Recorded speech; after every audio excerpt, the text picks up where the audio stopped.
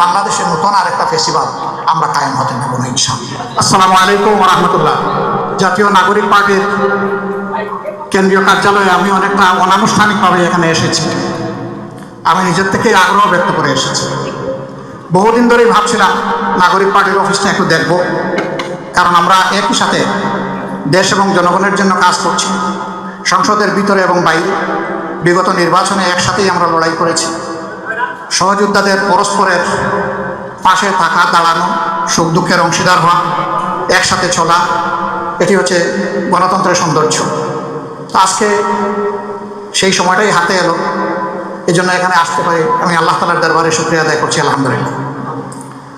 নাগরিক পার্টিকে আমি অন্তরের অন্তঃস্থল থেকে ধন্যবাদ এবং কৃতজ্ঞতা জানাচ্ছি যে তারা হৃদয়ের উষ্ণতা দিয়ে আমাকে এবং আমার সাথে যারা এসেছেন তাদেরকে এখানে গ্রহণ করেছেন, সম্বর্ধনা জানিয়েছেন এবং ইতিমধ্যে যে ফুলকে পবিত্র আমরা সবাই মনে করি, সেই ফুলের তুড়া তার সাথে অনেক শানদার গিফট তারা তুলে দিয়েছেন।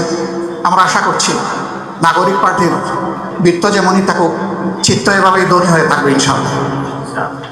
এই ধনী চিত্তের সাথে প্রয়োজন পূরণেও আল্লাহ তাদেরকে দেশের স্বার্থে সহযোগিতা করুন, সেটা দোয়া করি।